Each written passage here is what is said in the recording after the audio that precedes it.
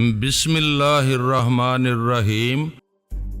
کسی کی گرم سانس میری پیشانی سے ٹکرائی، خوبصورت بالوں کے حلقے میں گرا ہوا ایک چہرہ مجھ پر جھکا ہوا تھا۔ ان شناسا آنکھوں میں بے پناہ تشویش تھی۔ مجھے احساس ہوا کہ وہ قبر نہیں ہو سکتی تھی، قبر میں ایسی گداز چیزیں نہیں پائی جا سکتی تھیں، اور اس لڑکی کو منکر نکیر بھی قرار نہیں دیا جا سکتا تھا۔ وہ تو وہی تھی جس کی وجہ سے مجھ پر آج کی رات باری گزری تھی۔ اپنے سر میں ابھرتی ہوئی دمک اور ارد گرد پھیلے ہوئے ملگجے اندھیرے سے میں کچھ مانوس ہوا تو اندازہ ہوا کہ میں اپنی ہی کار کی عقبی سیٹ پر لیٹا ہوا تھا اور میرا سر اس لڑکی کی گود میں تھا۔ تم ٹھیک تو ہو؟ لڑکی کی آواز مجھے دور سے آتی محسوس ہوئی۔ ہاں، میں نے جواب دیا اور سر کو دائیں بائیں جھٹک کر اپنی دانست میں سر کا بوجھل پن کم کرنے کی کوشش کی، لیکن یہ بڑی غلطی ثابت ہوئی۔ میں نے گویا درد کے ہیڈ کوارٹر کو چھیڑ دیا تھا۔ ٹیسیں سر سے پورے جسم میں بکھر گئیں۔ میں نے سانس روک کر یوگا کی تدبیر سے انہیں کنٹرول کرنے کی کوشش کی، پھر لڑکی کی مدد سے اٹھ کر بیٹھ گیا تو میں نے اپنے آپ کو بہتر محسوس کیا۔ سر ٹٹول کر دیکھا تو کان پٹی سے ذرا اوپر ایک گھومڑ محسوس ہوا، کچھ خون بھی نکلا تھا۔ بالوں میں چپچپاہٹ سی تھی، یہ بھی اچھا ہی ہوا تھا۔ وہ سر کی چوٹ زیادہ بری ثابت ہوتی ہے جس میں خون نہ نکلے۔ میں نے کار کی کھڑکی سے باہر دیکھا تو اندازہ ہوا کہ ہم وہاں نہیں تھے جہاں میں بے ہوش ہوا تھا۔ گاڑی وہاں سے کم از کم 1 میل دور ایک سروس روڈ پر درختوں کے عقب میں کھڑی تھی۔ ہم یہاں کیسے پہنچ گئے؟ میں نے پوچھا۔ میں لائی ہوں، اس نے سرگوشی کے سے انداز میں کہا۔ اس کے چہرے سے ابھی تک خوف کے سائے چھٹے نہیں تھے اور یہ سائے اس کے معصوم چہرے پر اچھے نہیں لگ رہے تھے۔ کس طرح؟ میں نے پوچھا۔ کس طرح؟ اس نے یوں میرے الفاظ دہرائے گویا میرا سوال اس کے نزدیک نہایت غیر ضروری بلکہ شاید احمقانہ رہا ہو۔ میں نے تمہیں کھینچ کھانچ کر بڑی مشکل سے گاڑی میں ڈالا اور ڈرائیو کر کے یہاں لے آئی۔ یہ جگہ مجھے کچھ محفوظ نظر آئی تو یہاں رک کر تمہیں ہوش میں لانے کی کوشش کرنے لگی۔ کافی دیر سے کوشش کر رہی تھی۔ اگر اس لڑکی نے مجھے بے ہوشی کی حالت میں کھینچ کھانچ کر گاڑی میں ڈال لیا تھا تو یقیناً اس کی نرم و نازک سراپا میں بہت سی طاقتیں چھپی ہوئی تھیں، لیکن جس شخص نے مجھے بے ہوش کیا، اس نے تمہیں اتنی آسانی سے کیسے آنے دیا؟ میں نے پوچھا۔ فی الحال میں نے صرف سوالات کرنا ہی مناسب سمجھا تھا، اس کے جوابات پر شک و شبے کا اظہار کرنے کا میرا ابھی کوئی ارادہ نہیں تھا۔ اس شخص کو فوراً ہی وہاں سے بھاگنا پڑا تھا کیونکہ پولیس کی گاڑی کا سائرن بھی سنائی دینے لگا تھا اور چوکیدار یا پھر شاید پیدل گشت کرنے والے پولیس والوں کی سیٹیاں بھی سنائی دینے لگیں۔ میں نے بھی وہاں سے اس لیے جلد از جلد نکل جانا بہتر سمجھا کہ میں پولیس کے چکروں میں نہیں پڑنا چاہتی تھی، لیکن تمہیں بھی وہاں بے ہوش پڑا چھوڑ کر آنے کو میرا دل نہیں مانا۔ حالانکہ پولیس آ کر تمہیں اٹھاتی تو شاید اسپتال لے جاتی، جو تمہارے حق میں بہتر ہوتا۔ نہیں، میں نے ایک ٹک اس کی طرف دیکھتے ہوئے کہا۔ جہاں میری آنکھ کھلی وہ جگہ زیادہ بہتر تھی۔ اس کی آنکھوں میں حیا کی لہر ابھری، لیکن چہرے پر کوئی خاص تغیر نہ آیا۔ میں نے پوچھا، وہ شخص کون تھا؟ مجھے کیا معلوم، وہ تیزی سے بولی۔ کیا وہ اس شخص کا دوست تھا جو تمہیں مار رہا تھا؟ میں کیا کہہ سکتی ہوں، وہ مجھ سے نظر نہیں ملا رہی تھی۔ ویسے بھلا اس کی مجھ سے کیا دشمنی تھی جو وہ یکدم اندھیرے سے نکل کر میری کھوپڑی توڑنے پر تل گیا؟ میں نے کہا۔ اس سلسلے میں بھی میں بھلا کیا کہہ سکتی ہوں، وہ بے چارگی سے بولی۔ اچھا، وہ کس قسم کا آدمی تھا؟ اس سلسلے میں بھی تم کچھ کہہ سکتی ہو یا نہیں؟ میں نے دریافت کیا۔ میں اس کا چہرہ نہیں دیکھ سکی، وہ بولی۔ وہاں روشنی کوئی خاص نہیں تھی اور پھر وہ بے پناہ پھرتیلا تھا، چھلاوے کی طرح آیا اور تمہیں بے ہوش کر کے چھلاوے ہی کی طرح غائب ہو گیا۔ وہ کچھ بتانے کے لیے تیار نہیں تھی۔ میں دیکھ رہا تھا کہ اس کا ہاتھ آہستہ آہستہ دروازے کے ہینڈل کی طرف کھسک رہا تھا۔ میں نے اسے روکنے کی کوشش نہیں کی بلکہ اپنے مضروب ہاتھ کو دیکھنے لگا۔ وہ کافی سوج چکا تھا۔ کیا ہوا تمہارے ہاتھ کو؟ وہ دفتن تشویش سے بولی۔ حیرت کی بات تھی کہ اس کے لہجے میں میرے لیے ہمدردی اور اپنائیت تھی، لیکن وہ مجھے کچھ بتانے کے لیے تیار نہیں تھی۔ انسان اگر کسی کے لیے اپنائیت محسوس کرتا ہے، اسے ہمدردی یا اس کی ہمدردی کا طلبگار ہوتا ہے، تو اسے اپنے مسئلے مصائب کے بارے میں بتانے سے اتنی سخت پرہیز بھی نہیں کرتا۔ یہ ہاتھ پہلے تمہارے اس مہربان کی گاڑی کے دروازے میں آیا، پھر پہیے کے نیچے آ گیا۔ میں نے بتایا، اوہ میرے خدا، اس نے وحشت زدہ انداز میں کہا اور فوراً میرے متورم ہاتھ کو دونوں ہاتھوں میں لیا۔ وہ ہاتھ کو ہلاتے ہوئے بولی، کوئی ہڈی نہ ٹوٹ گئی ہو؟ نہیں، ہڈیاں سلامت ہیں۔ میں نے کہا، ایکس رے کو بغیر تم اتنے وثوق سے کیسے کہہ سکتے ہو؟ درد سب سے بڑا ایکس رے ہے۔ میں نے مسکراتے ہوئے کہا، ہڈی ٹوٹنے کا تو درد ہی کچھ اور طرح کا ہوتا ہے۔ تم یا تو بہت خوش قسمت ہو یا بہت سخت جان۔ وہ بولی، دونوں ہی باتیں درست ہیں۔ میں نے جواب دیا، اپنے آپ کو کافی بہتر محسوس کر رہا تھا۔ اس شخص نے تمہارے سر پر رائفل سے وار کیا تھا، نال کی طرف سے لاٹھی کی طرح پکڑ کر گھما کر پوری قوت سے مارا تھا۔ وہ بولی، میں تو سمجھ رہی تھی تمہاری کھوپڑی کے ٹکڑے ہوں گے، لیکن شاید وار اچٹتا ہوا پڑا یا پھر کوئی تمہاری کھوپڑی لوہے کی طرح ہے۔ دونوں ہی باتیں درست ہیں۔ میں نے ایک بار پھر کہا۔ اس کے ہونٹوں پر خفیف سی مسکراہٹ نمودار ہوئی، ساتھ ہی معدوم ہو گئی۔ وہ تیزی سے دروازہ کھول کر اترتے ہوئے بولی، میں اب چلتی ہوں۔ بلی کی طرح بے آواز قدموں سے وہ درختوں کے ساتھ چلی جا رہی تھی۔ میں اتر کر اس کے پیچھے لپکا تو وہ سر میں سخت درد کی وجہ سے غائب ہوئی۔ آنکھوں کے سامنے اندھیرا گہرا ہونے لگا، مگر میں نے پرواہ نہیں کی۔ اس نے دوڑنے کی کوشش کی، مگر میں نے ہاتھ بڑھا کر جلدی سے اس کا بازو پکڑ لیا۔ کہاں جا رہی ہو؟ میں نے پوچھا۔ گھر، اس نے جواب دیا۔ تمہیں پیدل چلنے کا اتنا شوق کیوں ہے؟ میں تمہیں چھوڑ دیتا ہوں۔ میں نے کہا، مجھے نہیں جانا ہے تمہاری گاڑی میں۔ گویا وہ پھٹ پڑی، تم میرا پیچھا چھوڑ کیوں نہیں دیتے؟ جو ہونا تھا وہ ہو چکا، اب تم مجھے میرے حال پر چھوڑ دو۔ مجھ سے اگر اتنا ہی گریز کرنا تھا تو تم نے مجھے میرے حال پر چھوڑ دیا ہوتا، مجھے بے ہوش چھوڑ کر چلی گئی ہوتی۔ ہاں، مجھ سے بس یہی بڑی غلطی ہوئی کہ میں نے تم پر رحم کیا۔ وہ تلخ لہجے میں بولی، غلطی کے لیے میں تہ دل سے تمہارا شکر گزار ہوں۔ اب غلطی کر ہی چکی ہو تو اسے ذرا اور نبھا لو۔ آؤ، میں تمہیں تمہارے گھر چھوڑ دیتا ہوں۔ میں نے اسے پیچھے کھینچا۔ گرفت ایسی تھی کہ وہ بازو چھڑوا کر بھاگ نہیں سکتی تھی۔ وہ مرتعش لہجے میں بولی، میں اتنی مصیبت سے تمہیں وہاں سے اس لیے اٹھا کر نہیں لائی تھی کہ مجھے تم سے بہت ہمدردی ہو گئی ہے۔ میں تو بس یہ چاہتی تھی کہ تم پولیس کی تحویل میں نہ جاؤ اور ان کو میرے بارے میں کچھ نہ بتاؤ۔ کیوں ڈرتی ہو تم پولیس سے؟ کوئی جرم کیا ہے تم نے؟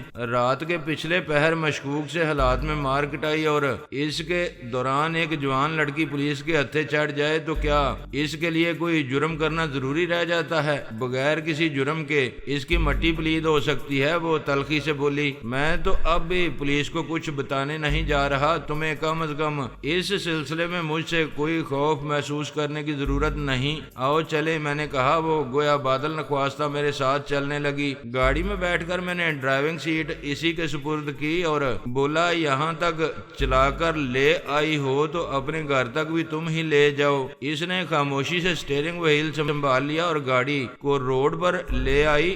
اسی دوران ڈیش بورڈ پر ایک ننھا سا بلب جلنے بجھنے لگا اور مکی کی بنبناہٹ سے مشابہ آواز وقفے وقفے سے سنائی دینے لگی۔ یہ ریڈیو کا سگنل تھا۔ غالباً ٹونی مجھ سے ریڈیو پر رابطہ کرنا چاہتا تھا۔ وہ جس کار کے تعاقب میں روانہ ہوا تھا شاید اس کے بارے میں کوئی اطلاع دینا چاہتا تھا، لیکن میں نہیں چاہتا تھا کہ لڑکی ڈیش بورڈ کے خفیہ خانے میں ریڈیو کی موجودگی سے آگاہ ہو سکے، اس لیے میں نے وہ خانہ نہیں کھولا۔ چند سیکنڈ بعد سگنل بند ہو گیا۔ اگر وہ ٹونی تھا تو یقیناً تشویش میں مبتلا ہوا ہوگا۔ میں نے سگنل وصول نہیں کیا، لیکن سرے دست میں نے اسے اس کے حال پر چھوڑ دیا۔ یہ کیسا سگنل تھا؟ لڑکی نے پوچھا۔ پیٹرول ختم ہو رہا ہے، میں نے جواب دیا، لیکن فیول کا ڈائل تو یہ ہے۔ اس نے ایک ڈائل کی طرف اشارہ کیا۔ یہ اس کے علاوہ ایک فاضل انڈیکیٹر ہے، میں نے جواب دیا۔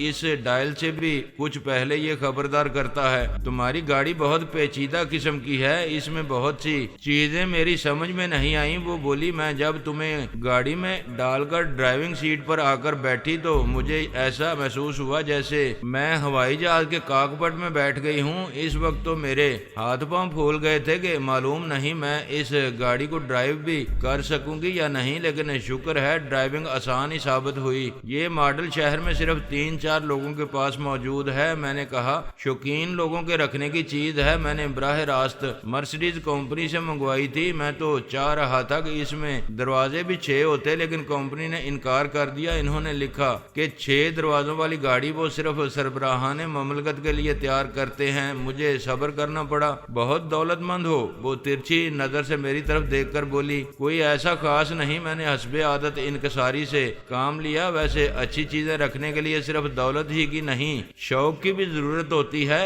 اس شہر میں مجھ سے کہیں زیادہ دولت والے بہت سے لوگ موجود ہیں، لیکن ان میں سے 2-4 ایسے بھی ہیں جن کے ملازموں کے پاس ان سے بہتر گاڑیاں ہیں۔ دفتن سامنے ایک گاڑی کی ہیڈ لائٹس آنکھیں خیرہ کر دینے والے انداز میں چمکی۔ وہ 1 وے سڑک تھی، لیکن سامنے سے ایک گاڑی 1 وے توڑتی ہوئی مست ہاتھی کی طرح جومتی چلی آ رہی تھی۔ فرق صرف یہ تھا کہ اس ہاتھی کی رفتار جمبو جیٹ سے کچھ ہی کم تھی۔ وہ ہمارے گاڑی پر چڑھتی چلی آئی۔ لڑکی بوکھلا گئی، لیکن شاید ہماری قسمت اچھی تھی کہ وہ بر وقت گاڑی کو لہرا کر گرین بیلٹ میں 2 درختوں کے درمیان اتارنے میں کامیاب ہو گئی۔ یہ بھی غنیمت تھا کہ اس گرین بیلٹ کے گرد منڈیر نہیں تھی، اس میں پانی کھڑا تھا جو ایک چھپاکے کے ساتھ فوارے کسی صورت میں ادھر ادھر اچھلا اور گاڑی ایک دھچکے سے رک گئی۔ لڑکی ایک طویل سانس لے کر رہ گئی۔ اسٹیئرنگ وہیل پر اس کے ہاتھ ہولے ہولے کانپ رہے تھے۔ دونوں گاڑیوں کے درمیان آمنے سامنے کا خوفناک تصادم ہونے میں بال برابر کسر رہ گئی تھی۔ دوسری گاڑی چشمے زدن میں دوبارہ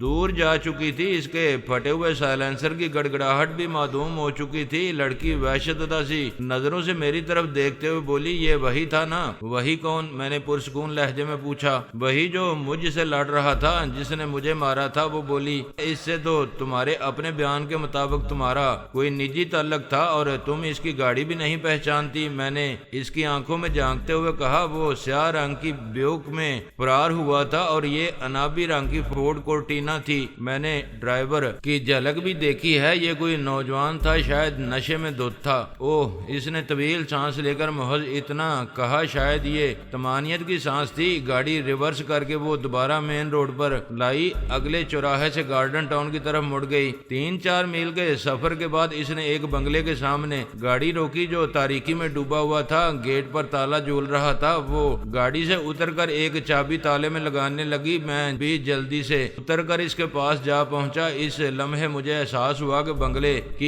ایک کھڑکی میں روشنی تھی، لیکن جو ہی لڑکی نے تالے میں چابی گھمائی وہ بھی بجھ گئی تھی۔ باہر تالا لگا ہوا تھا، لیکن کیا اندر کوئی موجود تھا؟ اور اس نے لائٹ کیوں آف کر دی تھی؟ کہیں وہی شخص اس سے پہلے یہاں آ کر تو نہیں بیٹھ گیا تھا؟ میں بظاہر بے پرواہ ہی رہا، لیکن اب میں پوری طرح ہوشیار تھا۔ تم نے مجھے گھر چھوڑ دیا ہے، اب تم چلے کیوں نہیں جاتے؟ وہ تالا کھولنے کے بعد میری طرف مڑتے ہوئے بولی۔ وہ اپنی آنکھوں میں رکھائی اور اجنبیت سمونے کی پوری کوشش کر رہی تھی۔ بد اخلاقی کی بھی کوئی حد ہوتی ہے، میں نے اپنا لہجہ رنجیدہ بناتے ہوئے کہا۔ اگر تم نے مجھے ان حالات میں میرے گھر پہنچایا ہوتا تو میں تمہیں کم از کم 6 ماہ اپنے ہاں قیام کی دعوت دیتا، اور تم چائے یا کافی کی ایک پیالی کو بھی نہیں پوچھ رہی۔ میرا سر گھوم رہا ہے، شاید میں صحیح طور پر اپنے گھر تک ڈرائیونگ بھی نہ کر سکوں۔ وہ کچھ نہ بولی، اس کا چہرہ بدستور پتھرایا ہوا سا رہا، لیکن اس نے گیٹ کھول دیا اور پورچ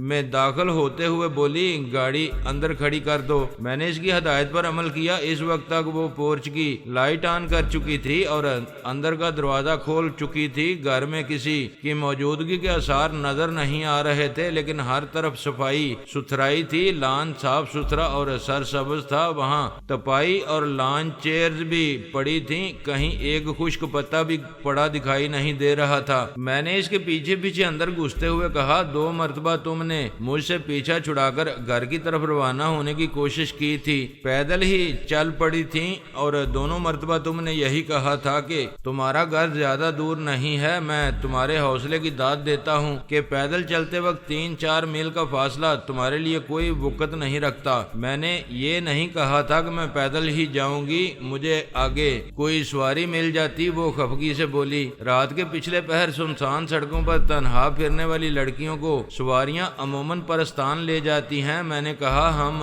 اب ایک آراستہ و پیراستہ ڈرائنگ روم میں کھڑے تھے، میں بات اس سے کر رہا تھا، لیکن میرے کان کسی بھی متوقع آہٹ پر لگے ہوئے تھے۔ وہ میری طرف مڑتے ہوئے برہمی سے بولی، مجھے اپنی نہیں نہیں تمہاری فکر تھی، میں تمہارا بھلا چاہ رہی تھی، لیکن لگتا ہے تمہیں کسی کی ہمدردی کی کوئی ضرورت نہیں، بڑا زوم ہے تمہیں اپنے بارے میں، تمہاری ہمدردی کا شکریہ ادا کرنے ہی تو میں تمہارے ساتھ آیا ہوں، تمہیں کیا معلوم کہ میں اپنے محسنوں کو کیسا قدردان ہوں۔ میں نے اس کے قریب ہوتے ہوئے کہا، احسان کرنا بہت اچھی عادت ہے، لیکن اس کے ساتھ ساتھ سچ بولنا بھی بہت اچھی عادت ہے۔ وہ میرے عین مقابل خاموش کھڑی مجھے گھورتی رہی۔ میں نے اپنے سر کو ہولے ہولے ہلاتے ہوئے مسکرا کر کہا، میں نے ابھی تک تمہارا نام بھی نہیں پوچھا۔ حسنہ ہے میرا نام، اس نے تیزی سے کہا۔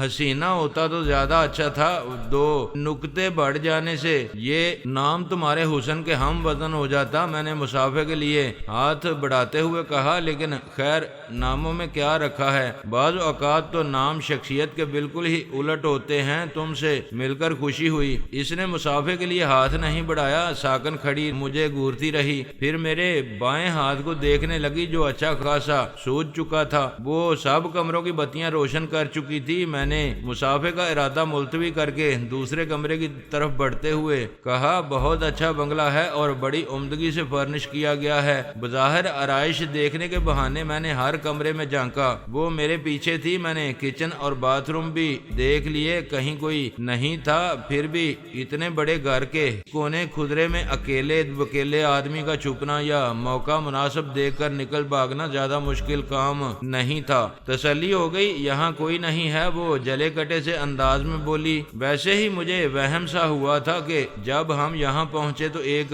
کھڑکی میں روشنی تھی۔ میں نے سچ بتا دیا، میں تو تمہاری ہی بہتری کے لیے چیک کر رہا تھا۔ میں بھی تمہاری ہی بہتری کے لیے کہہ رہی ہوں، تم مجھے میرے حال پر چھوڑ کر چلے کیوں نہیں جاتے؟ اس کے لہجے میں پھر بے چارگی آ گئی۔ میں دوبارہ تمہاری کھوپڑی ٹوٹنے یا تم کو گھٹنوں پر چلتے نہیں دیکھنا چاہتی۔ کچھ یہی معاملہ ادھر بھی ہے، میں نے دل پر ہاتھ رکھتے ہوئے کہا۔ دل کو دل سے راہ ہوتی ہے، میں بھی ہرگز نہیں چاہتا کہ پھر تم سے کچھ چھیننے آ جائے اور بے دردی سے تم پر تھپڑوں اور گھونسے چلائے۔ میں نرم دل آدمی ہوں، اتنے حسین چہرے پر تھپڑ پڑتے نہیں دیکھ سکتا۔ یوں کہو کہ عیاش آدمی ہو، اچھی صورت دیکھتے ہی اسے ہتھیانے کی فکر میں لگ جاتے ہو۔ اس کے لہجے میں نرمی تھی۔ نہیں، ابھی اتنی قابلیت مجھ میں پیدا نہیں ہوئی، عیاشی کی پوزیشن میں پورا نہیں اترتا۔ میں نے انکساری سے کہا، تم جتنے معزز آدمی نظر آتے ہو، تمہاری حرکتیں اتنی معززانہ نہیں ہیں۔ میرے خیال میں معزز بننے کے لیے یہ ہرگز ضروری نہیں ہے کہ